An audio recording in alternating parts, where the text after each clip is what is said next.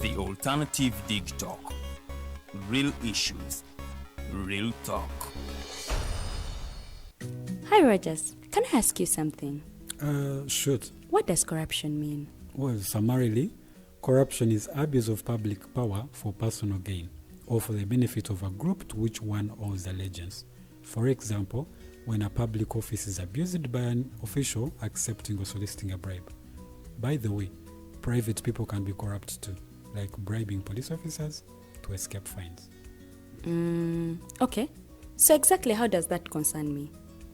Well, do you pay taxes? I guess, yeah. What does that have to do with this? Everything. Because those taxes you pay are supposed to facilitate services you use, like water, electricity, roads construction, medicines in hospitals, name it. Okay, that is much bigger than I thought. But it can be stopped, right? Well, yes it can, although it may not be as easy as it sounds. And here is the reason why. Corruption roots are grounded in our country's social, political, economic, bureaucratic traditions and policies. So, what has kept it going this long? I mean, why don't we stop it?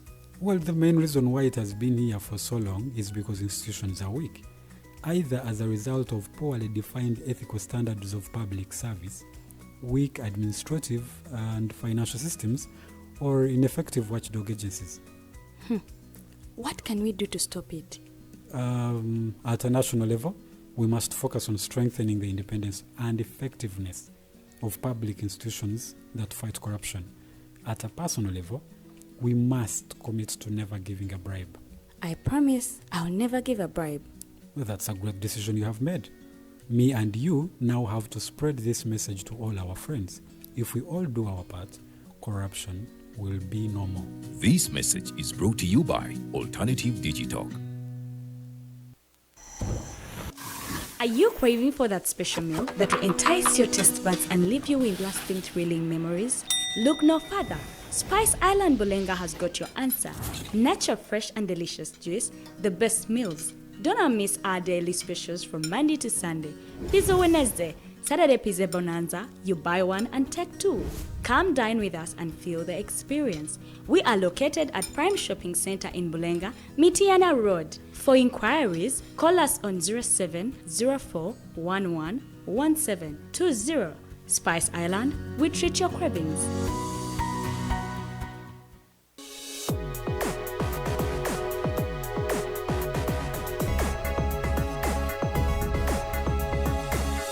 The Alternative Dig Talk. Real issues, real talk.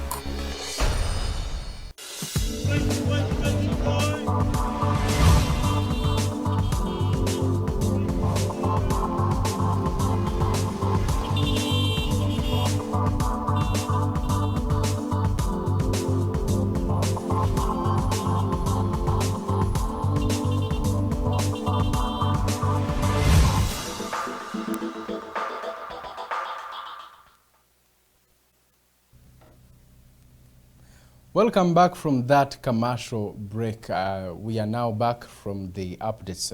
We believe you have learned something and you now know what's happening in the country. Like I promised, now my guest is already here in studio. I promised you earlier that we'll be now talking about matters regarding the youth. We are seeing youth and power. How better can youth influence policies towards a political transition now? The youth make the largest percentage of the population of our country, Uganda. And Uganda, we are known as one of the youngest populations in the world. Being second to Niger, that must mean something to the youth.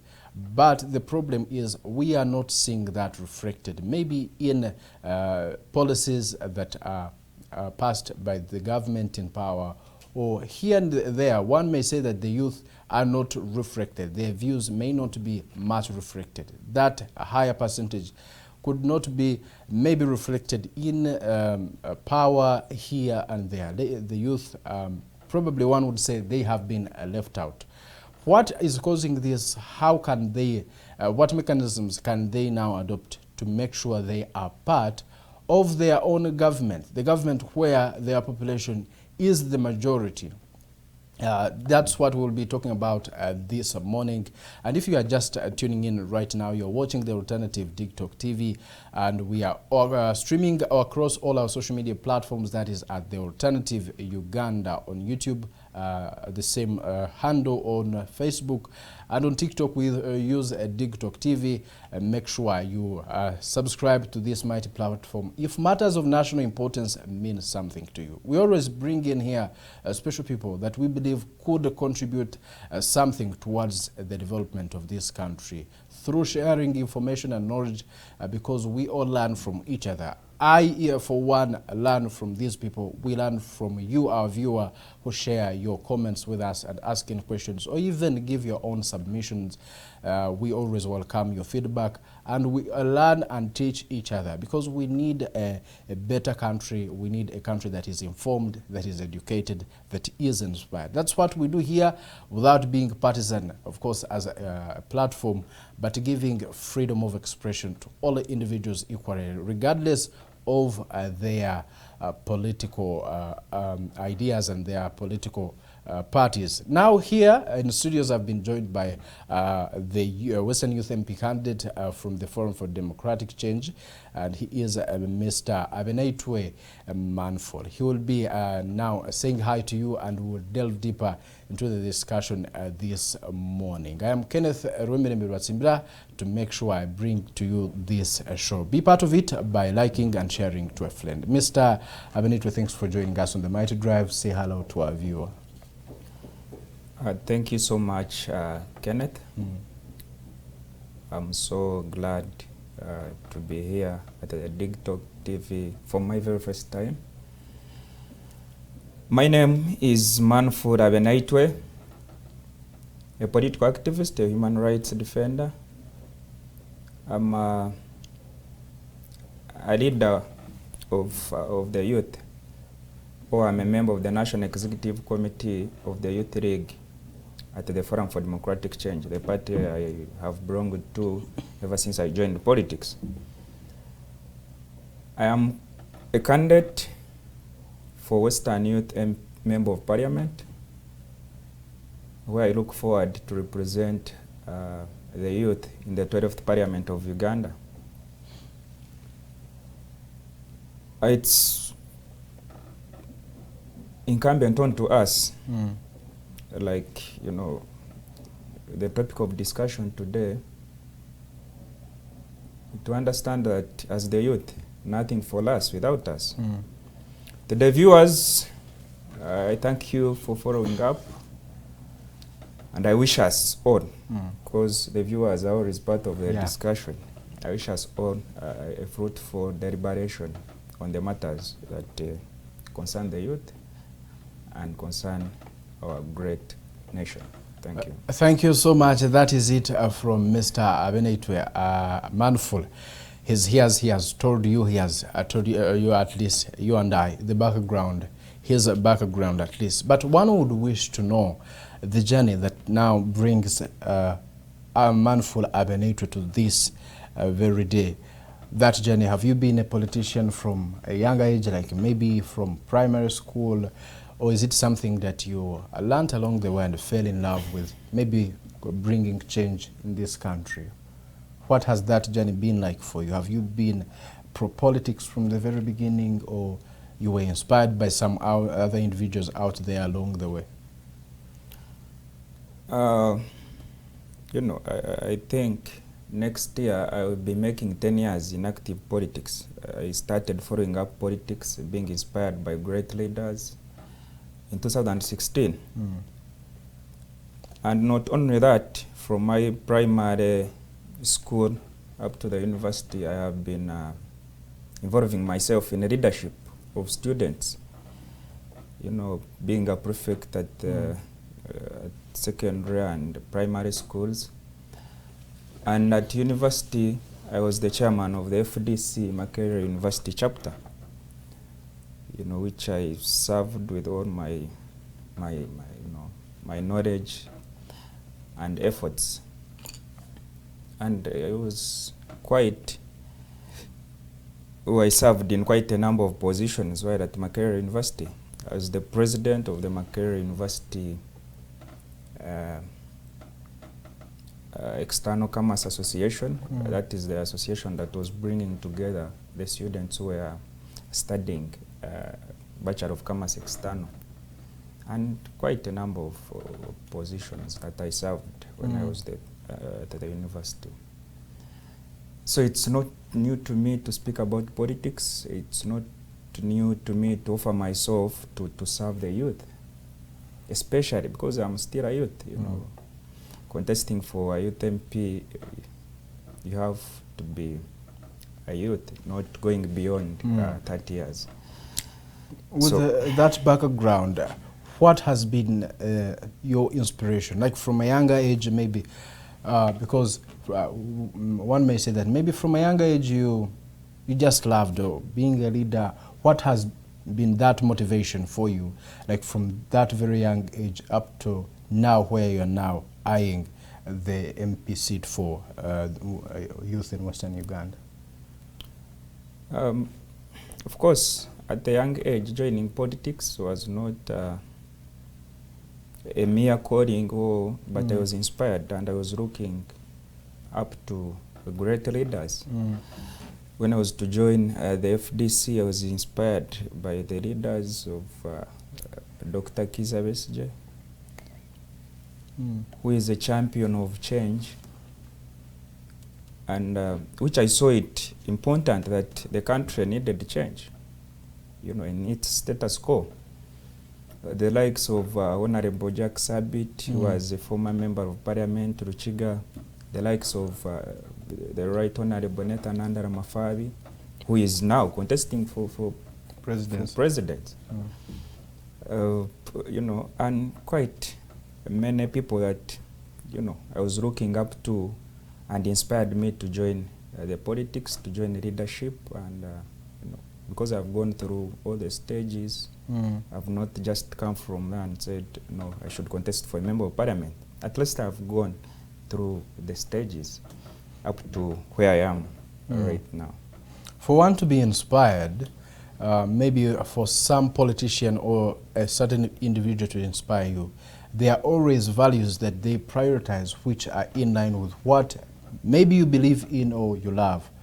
What were those values like you looked at and made you even get inspired by these leaders? What were those values you were looking up to and said, I love this and I wish I could be him because of this and that? You know, I like people or leaders who are pro people. You know, who speak about what helps the citizens or the, you know, the people they lead. My inspiration comes from when when I said I should belong to the FDC, I first, you know, understood its mission. You know, when you read about the mission of the FDC, you find that its objective or the mission was to create a Uganda that is for us all. You know. So that is majorly what got me inspired by the leaders I've mentioned. And then the mission of the FDC, because when we speak about change, change is, you know, doesn't just come because you need it. You have seen people who say, or who advocate for change, when in actual sense they, you know, they have their own selfish interests. You know, they are not pro-people leaders. So that's it. Well, you I've been asking you about that background for the youth out there to understand that people like you don't just come out of the blue and you now show interest now. Maybe to motivate someone out there to understand that whatever they may be going through is the same maybe channel that even others took to be here. Now, how could you be your definition for the role of the youth in influencing policies towards a political transition in Uganda? In your opening remarks, you stated it clear that the youth are the majority. When we look at the recent concluded census, it's still brings it out clear that the youth are the majority in this country and in many other countries. So it's incumbent on to us to influence the policies towards the political transition. A successful political transition, Chiambafe, as the youth, or it helps us. You know, we use Chiambafe because it is a trending word in on social media. So we have to get involved. Actively and passively get involved in influencing the policies that will lead us towards a successful transition. We have been in Uganda, where the current president has been here for almost 40 years. And when you look at other countries that have had presidents of that caliber, being in power for quite some good decades, we know how they have ended up. And I think the youth never played a great role in influencing the policies in those various countries to come out with a successful transition. We have had maybe of recent in Cameroon. President Paul Biya. Not actually, because he's he's the president on the African continent who has been in power for quite some good decades. 40 years, up to now. So I feel that the youth in those various countries should get back to the drawing board and see how transition can come to them or can happen in the countries successfully. The countries where you have had issues over transition of power, when you look at Sudan, when you look at Libya, after Kanumama Gaddafi was killed while still in power. From that time up to now, Libya has never been the same. The same applies to Sudan and quite some other countries. So I feel it's incumbent on to us. And how do we achieve this? Like I said, that nothing for us without us. It means we have to actively get involved in the political arena. We should show up for leadership. A good enough constitution actually gives us, the youth, some few priorities of leadership. That's why I'm contesting for Western Youth MP. That is the constitution that gives us that chance. And we have quite a number of youth-led organizations or departments. When you look at the National Youth Council, when you look at UNSA, the Uganda National Students Association. Sure. So I believe that when we show up in leadership, not only actually in those youth-led or youth-led organizations, it is still incumbent on to us to show up for other various leadership positions, because the Constitution gives us that mandate. If you have the capacity, you contest for a member of parliament. We have had a nation that has been led by a group of people who should be retiring now. They always tell us that we are the leaders of tomorrow, and tomorrow has never come. For me, I feel we are the leaders of today. Tomorrow is today, and the future is today. So that is one of the mechanism of how we can influence the policies. Secondly, we are the youth. The Constitution gives us mandate to have peaceful demonstrations over change of the status quo. As a country, we have had challenges, we have had things that are not going right. And the youth, we have the capacity, we have the, the energy, we are so creative to start up movements that are peaceful. This can be done on social media platforms. Look at the Gen Z of Kenya, who protested online against the finance bill. And maybe who protested about a few issues that were not going well in their country. So we have that capacity, and the Constitution gives us that mandate, that in case we get challenged or we see that things are not moving right in the country, then we can show up and peacefully demonstrate. The president has been saying that the reason as to why Uganda's population is largely youth is because of him coming to power in the NRM government, that they improved the health care, now the population has reached that far.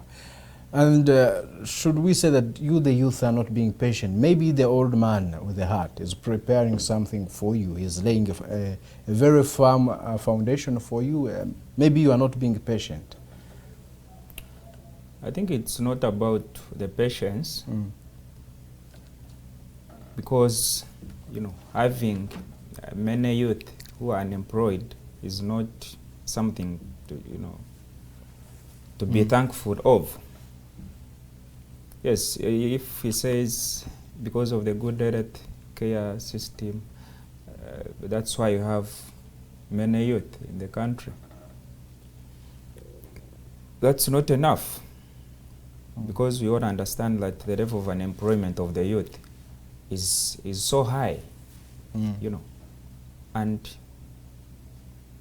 the country's current leadership has failed, to provide solutions to that.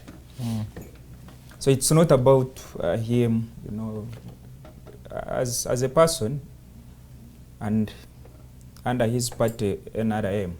I will not say that they have failed. They have done some things, and we are proud as the youth, as Ugandans, but they have failed on other things which help the youth. When I speak about unemployment, they have failed on that. Majority of the youth, I think we can bear mere witness. We have had a quite number of youth moving out of the country to go and look for what they call greener pastures, or white collar jobs, or even the government has failed on that, because the foreign relations are still lacking. We have had quite a number of incidences where our youth are being mistreated in those countries. And that is part of my manifesto. When I speak about transition, then these are issues that I will work on if given mandate to represent the youth in the 12th Parliament.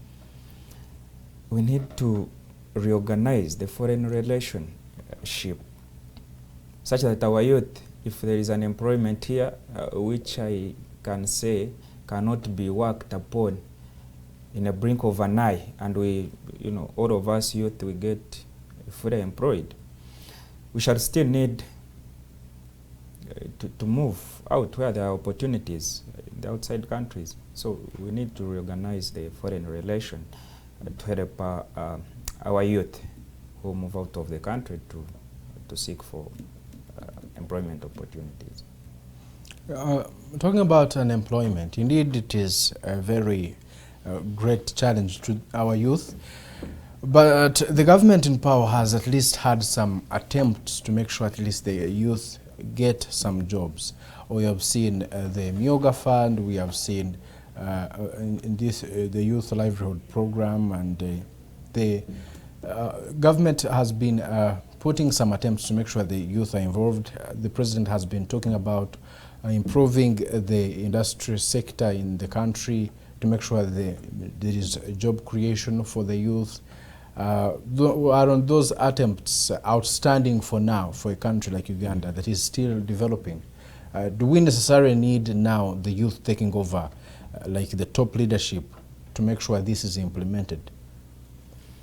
Yes, we need the youth to take over the leadership of this country, because we are the majority and we know the challenges that we face. Maybe we are failed to have leaders, to put out our voices loud and clear. Unemployment, is a challenge, not only in Uganda, however, for Uganda, it is, I call it, it is in the worst stage. At the worst stage. But we can curb down the unemployment. One, if we change in the education curriculum, I think they have started adopting a new curriculum, which calls for, apart from what you learn, what you write in your books, history and what, at least now it involves, skilling. Practical skills. Skills. And that is what the country deserves, what the youth deserve. We should not be job seekers, year in, year out. We need to be prepared such that we can even be job creators. And how do you empower us? It is through skilling. Like how they have started the skilling hubs at the regional level, which I think is not a bad attempt, but we still need more efforts. Because to me, I feel we should advocate for skilling hubs at the district level, such that our young people can be skilled and prepared to be job creators, not job seekers. So, yes, attempts have been made, but we still need to do more than what is being done. Overstay in power, because not only the president has overstayed in power, but quite a number of senior leaders have been in power for quite good years. You can't be in power for, you are a member of parliament 30 years, 35 years. No, what are you looking for when you understand that you have the children who you have prepared and can take over from where you would have stopped? Maybe these children don't want to come out because they have a right to come out and contest. If some of them are contesting and they are being defeated by these very people in power, being voted by the fellow youth now, by the youth who would support their fellow youth, now voting or older people. Should we say that these leaders are the ones to blame on this? Because the president has been saying to those who have been calling him a dictator, that a dictator who has been elected for over 5 times is a good dictator. And now we see he is now going beyond that. If the people are still voting these leaders back into office, aren't they the ones to blame? No, you see, the senior leaders, one, have often stepped on us, have failed to give us a way through to get so much involved in the leadership of this country. But good enough, we have had quite a number of youth who have showed interest in the leadership of this country. We have many youth that are contesting in this general election. However, we face challenges as the youth. One of the challenges is that the politics of Uganda has been over-monetized. To contest as a member of parliament, you understand that you need more than 500 millions. I think that is in urban areas, but in rural areas you need almost $1 billion. That is how far we have gone with the current politics in our country. 2, the senior leaders feel or want to term us as inferior, that we cannot, we cannot manage the leadership, which is unfortunate, and which I should be looked into, and we get superior in that. We have had the National Leadership Institute, Chankwanzi, which I think is more of an NRM institute, but it's, it's good. Capacity building, And I understand the youth who have gone through that leadership, however much I say it is an NRM institute, when we are talking to them, you see that at least they understand. Yeah, they understand, and they love their country regardless of being in the ruling party. So we all need that. We all need that, and that makes us superior and great leaders, regardless of our age, us being the youth. As long as we are prepared to be good leaders, then we shall be good to go. So the preparation has not been done effectively by the ruling government to make sure that you're prepared, you're now mentored into becoming those great leaders like the ones that have been in power. Yes, true. And which other attempts can the government now make to make sure you people are inspired? Because at least for the NRM government, they say they have established such now like that Chankwanzi for empowering the youth, giving them the required knowledge on governance, politics, and how they can contribute towards the development of their country. Hasn't that been enough for the youth? At least, isn't it a very huge step for the youth to now be involved and learn from there? Or it is the problem of the youth who don't want to be involved and learn? In our constitution, we have the Equal Opportunities Act, which speaks about, regardless of age, religion, we should enjoy this, our country. But the Equal Opportunities Act has not been taken seriously. That's how I say there is inequality. There is no room for equal opportunities. Like I've said that Chankwanzi is more of an NRM institute. Personally, I've never had or seen Chankwanzi calling for applications for people to join. What I see is that, students or young leaders have been taken to Chankwanzi, where they pick up the young cadres of NRM and they take them to Chankwanzi. So meaning if you are not in NRM, you lose out on being part of, that mentorship, that leadership training. However, we thank, because personally I've gone through trainings by the help of non-government organizations. We have quite a number here in the country that are helping us as the youth, trying to give us, equal opportunities, whether you're NRM, whether you're FDC, whether you, in any political party, in opposition, you are given equal treatment, equal chances, equal opportunities. So we need to have the Equal Opportunities Act taken seriously, especially on behalf of the youth, such that we are given equal treatment and chances, regardless of our political affiliations. When I speak about this, I get sad when I understand that majority of the youth, majority of the young people in our generation are in Ruzira over political issues because they support a certain candidate. You pick them up, take them to Ruzira. We still have young people in Ruzira who have been there for almost 5 years now.